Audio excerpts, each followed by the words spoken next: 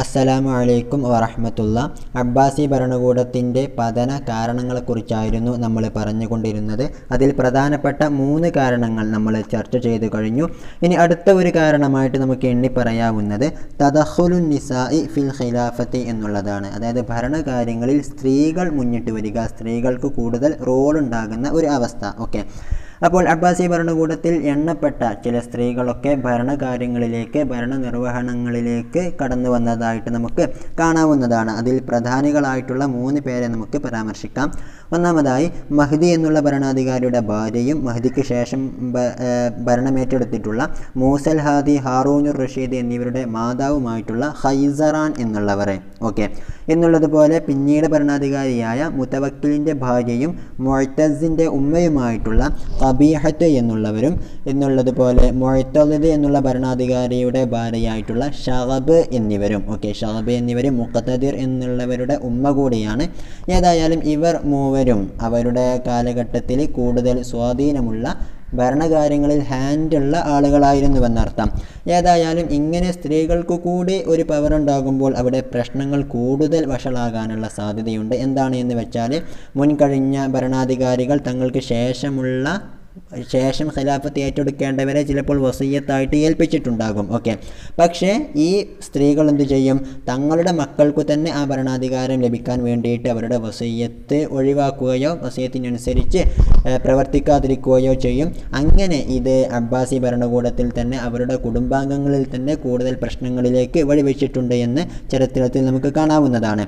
ഏതായാലും ഖൈസറാൻ എന്നുള്ള സ്ത്രീ, അതായത് മഹ്ദി എന്നിവരുടെ ഭാര്യ, ഇദ്ദേഹം മഹ്ദിയുടെ കാലത്ത് ഈ ഖൈസറാനിന് കൂടുതൽ പവർ ഉള്ളതായിട്ട് നമ്മൾ പറഞ്ഞു. അതായത് എന്തൊരു കാര്യം സാങ്ഷൻ ആകണമെങ്കിലും ഉമറാക്കൾ, വുസറാക്കളെല്ലാം ഈ മഹ്ദിയെ ചെന്നുകൂടി മഹ്ദിയുടെ അടുക്കലേക്ക് ചെന്നുകൂടി അനുവാദം വാങ്ങണമായിരുന്നു. അവരുടെ ഒപ്പുകൂടി കിട്ടിയാൽ മാത്രമേ എന്തുണ്ടാവുകയുള്ളൂ, അന്നത്തെ കാലത്ത് ഒരു കാര്യം നടപ്പിലായിരുന്നുള്ളൂ എന്ന് നമുക്ക് കാണാവുന്നതാണ്. ഓക്കെ, എന്നാൽ മഹ്ദി എന്നിവരുടെ മകനായിട്ടുള്ള മൂസൽ ഹാദി എന്നിവരെ ഭരണത്തിലേറിയപ്പോൾ മൂസൽ ഹാദി എന്നിവർ തൻ്റെ ഉമ്മയെ ഇത്തരം കാര്യങ്ങളിൽ നിന്നെല്ലാം പുറത്താക്കി, അതായത് ആ അധികാരമൊക്കെ എടുത്തൊഴിവാക്കി എന്നർത്ഥം. എന്നാൽ ഇതിൽ പ്രകോപിതയായിട്ടുള്ള ആ ഉമ്മയാണ് പിന്നീട് ഈ മൂസൽ ഹാദി എന്നിവരുടെ മരണത്തിന്, കൊലപാതകത്തിന് കാരണമായിട്ടുള്ളത് എന്നുകൂടി നമ്മൾ ചേർത്ത് വായിക്കേണ്ടതാണ്. പിന്നെ രണ്ടാമത്തെ നമ്മൾ പറഞ്ഞ ഖബീഹത്ത് എന്നുള്ള സ്ത്രീ മുതവക്കിൽ എന്നുള്ള ഭരണാധികാരിയുടെ ഭാര്യയാണ്. ഇദ്ദേഹം തനിക്ക് ശേഷം ആദ്യമായിട്ട് ഭരണാധികാരിയായിട്ട് നിർണയിച്ചിരുന്നത് മുൻതസിർ എന്നുള്ള തൻ്റെ മകനെയായിരുന്നു. പക്ഷേ ഈ ഖബീഹത്ത് എന്നുള്ള ഈ മഹദി എന്ത് ചെയ്തിട്ടുണ്ട്? ആ മുതവക്കിലിനോട് പറഞ്ഞ് മുൻതസിർ എന്നുള്ള മകനെ മാറ്റിക്കൊണ്ട് പകരം മുഅ്തസി എന്നുള്ള മകനെ അടുത്ത ഖലീഫയാക്കാൻ വേണ്ടിയിട്ട് നിർദ്ദേശിച്ചു. അത് പിന്നീട് മുതവക്കിലിൻ്റെ മരണത്തിലേക്ക് തന്നെ കാരണമായിട്ടുണ്ട്. അതിനെക്കുറിച്ച് നമ്മൾ കഴിഞ്ഞ ദിവസം പറഞ്ഞിട്ടുള്ളതാണ്. ഓക്കെ, എന്നുള്ളതുപോലെ ഷഅബ് എന്നുള്ള ആ സ്ത്രീയും. ഓക്കെ, അപ്പോൾ ഈ മഹദിയും അന്നത്തെ കാലത്ത് ഖസ്റുൽ ഖിലാഫത്തിൽ, അതായത് കൊട്ടാരത്തിൽ കൂടുതൽ അധികാരവും പവറുമുള്ള ആളായിട്ട് നമുക്ക് ചരിത്രത്തിൽ വായിച്ചെടുക്കാവുന്നതാണ്. അബ്ബാസികളുടെ പതനത്തിൻ്റെ അടുത്ത ഒരു കാരണമായിട്ട് നമുക്ക് എണ്ണി പറയാവുന്നത് തജ്നീദുൽ മവാലി എന്നുള്ള ഒരു പോയിൻ്റാണ്. അതായത് അടിമകളെ സൈന്യത്തിൽ ചേർക്കുക എന്നുള്ളത്.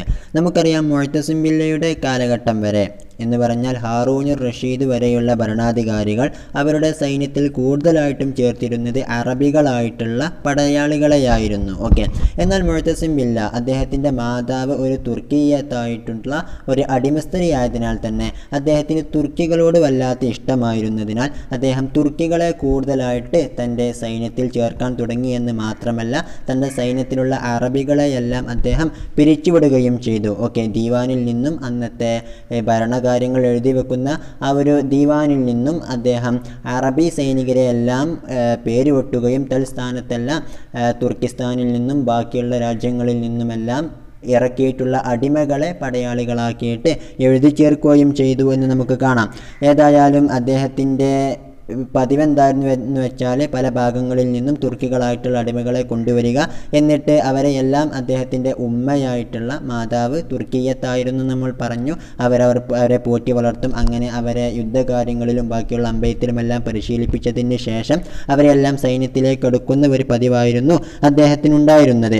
ഏതായാലും ഈ ഒരു സൈന്യം കൊണ്ട് അദ്ദേഹത്തിന് ബാബക്കുൽ ഖുറമി എന്നുള്ള ആളുടെ ആ ഒരു വിപ്ലവത്തെ അടിച്ചമർത്താനും എന്നുള്ളതുപോലെ പിന്നീട് റോമിൽ വെച്ചിട്ട് വഖഅത്ത് അമൂരിയ എന്ന് പറയുന്ന ഒരു സംഘടനത്തെ ചെറുത്തു തോൽപ്പിക്കാനും അദ്ദേഹത്തിന് സാധിച്ചു. ഓക്കെ, ഏതായാലും ഇതൊക്കെ കാരണത്താൽ അദ്ദേഹത്തിൻ്റെ കാലത്ത് തുർക്കികളായിട്ടുള്ള അടിമകൾക്ക് കൂടുതൽ സ്വാധീനമുണ്ടായിരുന്നു എന്ന് മാത്രമല്ല, അതിനുശേഷം വന്ന വാസിഖിൻ്റെയും പിന്നീട് വന്ന മുതവക്കിലിൻ്റെയും കാലഘട്ടത്തിലും ഇവർക്ക് കൂടുതൽ സ്വാധീനം കാര്യങ്ങളിലുമൊക്കെ കിട്ടിയതായിട്ട് നമുക്ക് കാണാം. അങ്ങനെ കൂടുതൽ ഭരണ നിർവഹണ രംഗത്തേക്ക് തുർക്കികളായിട്ടുള്ള അടിമകൾ വന്നതായിട്ട് നമുക്ക് കാണാവുന്നതാണ്. ഏതായാലും ഇവർ സൈന്യത്തിൽ ഏർപ്പെട്ടത് കൊണ്ടുള്ള ഒരു പ്രശ്നം എന്താണ് എന്ന് വെച്ചാൽ, ഇവർ കൂടുതലായിട്ടും ശ്രദ്ധ പുലർത്തിയിരുന്നത് പ്രതിരോധത്തിൽ മാത്രമായിരുന്നു. എന്ന് പറഞ്ഞാൽ ആരെങ്കിലും ഇങ്ങോട്ട് വന്ന് യുദ്ധം ചെയ്താൽ അവരെ പ്രതിരോധിക്കാൻ മാത്രമേ ഈ തുർക്കികളായിട്ടുള്ള അടിമകൾ കൂടുതൽ മുന്നോട്ട് വന്നിരുന്നുള്ളൂ. കൂടുതൽ സ്ഥലങ്ങൾ വെട്ടിപ്പിടിക്കുവാനോ സാമ്രാജ്യം വലുതാക്കുവാനോ അങ്ങോട്ടൊരു ആക്രമണം നടത്താനോ ഇവർ ഒരിക്കലും മുന്നിട്ട് വന്നിരുന്നില്ല. അതുകൊണ്ട് തന്നെ പണ്ട് കാലത്ത് റഷീദിൻ്റെ കാലത്ത് അറബികളായിട്ടുള്ള പടയാളികൾ എക്സ്റ്റെൻഡ് ചെയ്തിട്ടുള്ള സാമ്രാജ്യം മാത്രമേ ഈ ഒരു സൈന്യത്തിൻ്റെ കാലത്തും അബ്ബാസികൾക്ക് ലഭിച്ചിരുന്നുള്ളൂ. കൂടുതലായിട്ടുള്ള സ്ഥലങ്ങൾ വെട്ടിപ്പിടിക്കാൻ ഈ അടിമകളായിട്ടുള്ള സൈനികരെ തീരെ ശ്രദ്ധ ചെലുത്തിയിരുന്നില്ല എന്നർത്ഥം. അബ്ബാസികളുടെ പതന കാരണമായി അടുത്തത് നമുക്ക് എണ്ണി പറയാനുള്ളത് ഹയാത്തു തറഫി വസറഫി എന്നുള്ളതാണ്. അതായത് അന്നത്തെ ഭരണാധികാരികളും നേതാക്കന്മാരുമെല്ലാം തറഫിലും സറഫിലുമായിട്ട് കളി വിനോദങ്ങളിലായിട്ട് ജീവിതം ചെലവഴിച്ചുകൂട്ടി എന്നുള്ളതാണ്. ഓക്കെ, കൂടുതൽ ഭരണകാര്യങ്ങളിൽ ശ്രദ്ധ പുലർത്താതെ ഭരണീയർക്ക് എന്താണ് വേണ്ടത് എന്ന് നോക്കാതെ ദുനിയാവിന് വേണ്ടിയിട്ട് അതിലുള്ള ആസ്വാദനങ്ങൾക്ക് വേണ്ടിയിട്ടൊക്കെ കൂടുതലായിട്ട് ശ്രദ്ധ പുലർത്തിയ ഭരണാധികാരികൾ വന്നതും അബ്ബാസികളുടെ പതനത്തിന് കാരണമായിട്ടുണ്ട് എന്നർത്ഥം. ഓക്കെ, അമവികളുടെ ഒരു പകുതി മുതൽ അങ്ങോട്ട് തന്നെ നോക്കിയാൽ ഇത്തരത്തിലുള്ള പ്രശ്നം അമവി ഭരണാധികാരികളിലും ഉള്ളതായിട്ട് നമുക്ക് കണ്ടെത്താവുന്നതാണ്. ഓക്കെ, അവരിലും അവസാനം വന്നിട്ടുള്ള ആളുകളെല്ലാം കൂടുതലായിട്ട് ലഹബിലായിട്ട് കളി വിനോദങ്ങളിലായിട്ട് ജീവിതം അർപ്പിച്ച ആളുകളായിരുന്നു. അതും അവരുടെ പതനത്തിനും അത് കാരണമായി തീർന്നിട്ടുണ്ട്. അമവികളും അധപതിച്ചത് അത്തരത്തിലായിരുന്നുവെന്നർത്ഥം. ഏതായാലും അബ്ബാസികളിലും ഇത്തരത്തിലുള്ള ഒരു ഫസ്ലു സാനി എന്നുള്ളൊരു ഘട്ടമുണ്ടല്ലോ. അബ്ബാസികൾ നമ്മൾ രണ്ടെണ്ണമാക്കി വിധിക്കാറുണ്ട്. അതിലുള്ള രണ്ടാമത്തെ ഘട്ടത്തിൽ പ്രധാനമായിട്ടും ഇത്തരത്തിലുള്ള കളി വിനോദങ്ങളിലായിട്ട് ജീവിതം അർപ്പിച്ചിരിക്കുന്ന ധാരാളം ഭരണാധികാരികളെ നമുക്ക് കാണാവുന്നതാണ്. ഓക്കെ, അന്നത്തെ കാലത്ത് കൊട്ടാരങ്ങളിൽ അല്ലെങ്കിൽ അതിൻ്റെ പുറത്തെല്ലാം മദ്യശാലകൾ എന്നുള്ളതുപോലെ സ്ത്രീകളെ ഉപയോഗിക്കാനുള്ള ഇടങ്ങൾ, അങ്ങനത്തെ ധാരാളം പാട്ട് കച്ചേരികൾ നടക്കുന്ന ഇടങ്ങളെല്ലാം കൂടുതൽ സ്ഥലങ്ങളിൽ വ്യാപിച്ചു കിടന്നതായിട്ട് ചരിത്ര ഗ്രന്ഥങ്ങളിൽ നമുക്ക് കാണാവുന്നതാണ്. ഓക്കെ, എന്ന് മാത്രമല്ല ഭരണാധികാരികളുടെ കൊട്ടാരത്തിൽ വരെ ആനന്ദ നൃത്തമാടുന്ന സ്ത്രീകളെയൊക്കെ വെച്ചിട്ട് പാട്ട് കച്ചേരികളും സംഭവങ്ങളുമൊക്കെ ഭരണാധികാരികൾ തന്നെ കൊട്ടാരത്തിൽ വെച്ച് നടത്തിയതായിട്ടും നമുക്ക് കാണാവുന്നതാണ്. എന്ന് മാത്രമല്ല അവിടെ വന്ന് പാട്ട് പാടുന്ന മദ്യത്തെക്കുറിച്ച് സ്ത്രീയെക്കുറിച്ചൊക്കെ വർണ്ണിച്ച് പാട്ട് പാടുന്നവർക്ക് കൂടുതൽ സമ്മാനങ്ങൾ നൽകുന്ന ഒരു പ്രവണതയും അന്നത്തെ കാലത്തെ ഭരണാധികാരികൾക്ക് ഉണ്ടായിരുന്നു.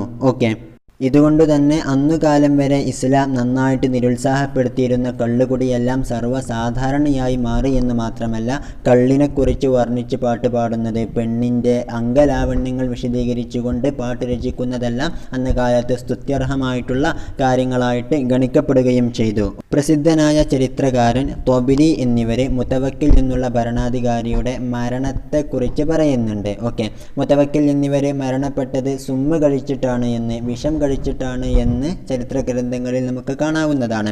ഏതായാലും അദ്ദേഹം ആ മരണപ്പെട്ട രാത്രി കൂടുതൽ കള്ളു കുടിക്കുകയും അങ്ങനെ മതോന്മത്തനായിട്ട് നിൽക്കുന്ന അവസരത്തിലാണ് കണ്ട ഭക്ഷണമെല്ലാം കഴിക്കുകയും അങ്ങനെ വിഷമേറ്റിട്ട് മരിക്കുകയും ചെയ്തതെന്നാണ് തൊബരി എന്നുള്ള ചരിത്രകാരൻ്റെ അഭിപ്രായം. അന്ന് കാലത്ത് മരിച്ച ആ ദിവസം മുതവക്കിലിൻ്റെ കൂട്ടാളികളുമെല്ലാം രാജസദസ്സിലുള്ള എല്ലാവരും കള്ളുകുടിച്ച് മതോന്മത്തരായി കിടക്കുകയായിരുന്നു. അവരിൽ പ്രധാനികളായിരുന്നു തോഹിർ ബിനുൽ ഹുസൈൻ, അംറു ബിനുൽ അദ്ദ, അൽ ഹസൻ ഇബ്നു റജാ, അൽ ഹസൻ ഇബ്നു വഹബ് എന്നിവരൊക്കെ. ഇതിൽ അൽ ഹസൻ ഇബ്നു വഹബ് എന്ന് പറഞ്ഞ ആൾ എല്ലാ ദിവസവും കള്ളു കുടിക്കുമെന്നും ഒരു സമയവും പോലും സ്വഹവിലായിട്ട് ബുദ്ധിയുള്ളതായിട്ട് കാണാൻ സാധിച്ചിരുന്നില്ല എന്നും മറ്റുള്ള ചരിത്ര ഗ്രന്ഥങ്ങളിൽ നമുക്ക് കാണാവുന്നതാണ്. അബ്ബാസി ഭരണാധികാരിയായിരുന്ന അൽ മുഖ്തദിർ ബില്ല എന്നുള്ളവരും ധാരാളം ധൂർത്തടിക്കുന്ന കളി വിനോദങ്ങളിലായിട്ട് കൂടുതൽ സമ്പത്ത് വെറുതെ ചെലവഴിക്കുന്ന വ്യക്തിയായിരുന്നുവെന്ന് ചരിത്ര ഗ്രന്ഥങ്ങളിൽ നമുക്ക് കാണാവുന്നതാണ്. ഇദ്ദേഹത്തെക്കുറിച്ച് പറയുന്ന ഒരു ചരിത്രമുണ്ട്. എന്താണെന്ന് വെച്ചാൽ ഇദ്ദേഹം ഒരിക്കൽ തൻ്റെ കൊട്ടാര പൂന്തോട്ടത്തിൽ നെർജിസ് പുഷ്പങ്ങളായിരുന്നു വളർത്തിയിരുന്നത്. ഏതായാലും ആ പൂന്തോട്ടത്തിൽ വെച്ചിട്ട് അദ്ദേഹം കള്ളു കുടിക്കാൻ ആഗ്രഹിക്കുന്നു. അങ്ങനെ കള്ളു കുടിക്കാൻ വേണ്ടിയിട്ട് ചെന്നപ്പോൾ ആ സമയം അവിടെ ആ പുഷ്പങ്ങൾക്കെല്ലാം വളമിടുന്ന തിരക്കിലായിരുന്നു അവിടുത്തെ തോട്ടക്കാർ ഉണ്ടായിരുന്നത്. ഓക്കെ, എന്നാൽ അദ്ദേഹത്തിന് അപ്പോൾ തന്നെ കള്ളു കുടിക്കണം എന്നുള്ളത് കൊണ്ട് അപ്പോൾ വളമിടുകയാണ് എങ്കിൽ അത് സ്മെല്ലടിക്കും എന്ന് വെച്ച് അദ്ദേഹം എന്ത് ചെയ്തു? എല്ലാ പുഷ്പങ്ങൾക്കും വളമായിട്ട് മിസ്ക് വിതറാൻ വേണ്ടിയിട്ട്, കസ്തൂരി വിതറാൻ വേണ്ടിയിട്ട് പറഞ്ഞു. അങ്ങനെ ആ നെർജിസ് പുഷ്പങ്ങൾക്കെല്ലാം വളമായിട്ട് കസ്തൂരി, വളരെ വിലപിടിപ്പുള്ള കസ്തൂരിയായിരുന്നു അന്ന് ഇട്ടിരുന്നത് എന്നും പിന്നീട് രാവിലെ തന്നെ അതെല്ലാം എടുത്തു മാറ്റി കളയാനും അദ്ദേഹം പറഞ്ഞു. അങ്ങനെ എടുത്തു മാറ്റിയപ്പോൾ ധാരാളം തോട്ടക്കാരൊക്കെ വന്നുകൊണ്ട് അത് മോഷ്ടിച്ചതായിട്ടുമൊക്കെ ചരിത്ര ഗ്രന്ഥങ്ങളിൽ നമുക്ക് കാണാവുന്നതാണ്. ഭരണാധികാരികൾ കൂടുതലായിട്ട് സമ്പത്ത് ധൂർത്തടിച്ചിരുന്ന മറ്റൊരു കാര്യമായിരുന്നു അവരുടെ വിവാഹ സൽക്കാരങ്ങൾ എന്നുള്ളത്. ഉദാഹരണത്തിന് അഞ്ചാമത്തെ ഖലീഫയായിരുന്ന ഹാറൂനുർ റഷീദ് എന്നിവർ അദ്ദേഹത്തിൻ്റെ വിവാഹ സമയത്ത് സുബൈദത്ത് ബിൻത്ത് ജാഫർ ബിനുൽ മൻസൂർ എന്നുള്ള ഭാര്യയെ വിവാഹം കഴിക്കുന്ന അവസരത്തിൽ ഈ ഭാര്യയ്ക്ക് വേണ്ടിയിട്ട് ധാരാളം സമ്പത്ത് ചെലവഴിച്ചതായിട്ട് നമുക്ക് കാണാം. അവർക്കുള്ള സ്വർണം, വെള്ളി, വസ്ത്രങ്ങൾ എന്നുള്ളതുപോലെ അവർക്ക് വേണ്ട സുഗന്ധദ്രവ്യങ്ങൾ എന്നിവയ്ക്ക് വേണ്ടിയിട്ടൊക്കെ ധാരാളം പണം ചെലവഴിച്ചതായിട്ട്, അത് തന്നെ ബൈത്തുൽ മാലിൽ നിന്നും പൊതുവായിട്ടുള്ള സ്വത്തിൽ നിന്നും ചെലവഴിച്ചതായിട്ട് ചരിത്ര ഗ്രന്ഥങ്ങളിൽ നമുക്ക് കാണാം. അദ്ദേഹത്തിൻ്റെ ഒരു വിവാഹത്തിന് വേണ്ടിയിട്ട് വരെ 50 മില്യൺ ദിർഹമുകളാണ് ചെലവാക്കപ്പെട്ടത് എന്ന് നമുക്ക് മനസ്സിലാക്കാവുന്നതാണ്. പിന്നീട് വന്ന മഅ്മൂൻ എന്നുള്ള ഭരണാധികാരിയുടെ വിവാഹത്തിനും ഇത്തരത്തിൽ 40 മില്യൺ ദിർഹമുകളോളം മംഗലത്തിന് വേണ്ടിയിട്ട് മാത്രം ചെലവഴിച്ചതായിട്ടും നമുക്ക് മനസ്സിലാക്കാം. പിന്നെ അവർ കൂടുതലായിട്ട് സമ്പത്ത് ചെലവഴിച്ചിരുന്ന മറ്റൊരു കാര്യമായിരുന്നു ഖിത്താന് എന്നുള്ളത്. അതായത് ഭരണാധികാരികൾ തങ്ങളുടെ മക്കളുടെ സുന്നത്ത് കർമ്മം നിർവഹിക്കുമ്പോൾ കൂടുതൽ സമ്പത്ത് ചെലവഴിച്ചതായിട്ടും നമുക്ക് ചരിത്ര ഗ്രന്ഥങ്ങളിൽ വായിച്ചെടുക്കാവുന്നതാണ്. ഉദാഹരണത്തിന് മുതവക്കിൽ എന്നുള്ള ഭരണാധികാരി തൻ്റെ മകനായിട്ടുള്ള മുഅ്തസ് എന്നിവരുടെ സുന്നത്ത് കർമ്മത്തിന് വേണ്ടിയിട്ട് ധാരാളം പണം ചെലവഴിച്ചതായിട്ട്, വെറുതെ ധൂർത്തടിച്ചതായിട്ട് നമുക്ക് കാണാം. എത്രത്തോളം എന്ന് വെച്ചാൽ 86 മില്യൺ ദിർഹമുകളായിരുന്നു അദ്ദേഹം അതിനു വേണ്ടിയിട്ട് മാറ്റിവെച്ചിരുന്നത്. ഏതായാലും ഒരു ചരിത്രകാരൻ പറയുന്നുണ്ട്, എന്താണെന്ന് വെച്ചാൽ അന്ന് കാലത്ത് ജനങ്ങൾ കൂടുതലായിട്ട് അന്താളിച്ചിരുന്നത് ഭരണാധികാരികളെല്ലാം അവരുടെ വിവാഹത്തിന് വേണ്ടിയിട്ട് ചെലവഴിക്കുന്ന കാശ് കണ്ടിട്ടായിരുന്നു. പക്ഷേ മുതവക്കിൽ തൻ്റെ മകൻ്റെ സുന്നത്ത് കർമ്മത്തിന് വേണ്ടിയിട്ട് ഇത്രത്തോളം പണം ചെലവഴിച്ചത് കൊണ്ട് പിന്നീട് വിവാഹമൊന്നും ഒരു വിഷയമല്ലാതെയായി എന്ന് ഒരു ചരിത്രകാരൻ അന്നത്തെ ആളുകളെ കുറിച്ച് പറയുന്നുണ്ട്. ഓക്കെ, ഏതായാലും ഈ പ്രധാനപ്പെട്ട 6 കാരണങ്ങളാണ് അബ്ബാസികളുടെ പതനങ്ങൾക്ക് നിദാനമായിട്ട് വർത്തിച്ചിട്ടുള്ളത്. ഇതല്ലാതെ മറ്റു ചില കാരണങ്ങളും, ഉദാഹരണത്തിന് മദ്ഹബുകൾ തമ്മിലുള്ള, ഫിഖ്ഹിലെ മദ്ഹബിൻ്റെ അഹ്ലുകാർ തമ്മിലുള്ള വേണ്ടാത്ത പ്രശ്നങ്ങൾ എന്നുള്ളതുപോലെ അലവിയാക്കൾ ഭരണത്തിലേക്ക് വരുന്നതിന് വേണ്ടിയിട്ടുള്ള മുറവിളികൾ പോലത്തെ ധാരാളം കാര്യങ്ങളും ഫാക്ടറുകളും ഈ അബ്ബാസികളുടെ പതനത്തിന് വഴിവെച്ചിട്ടുണ്ട്.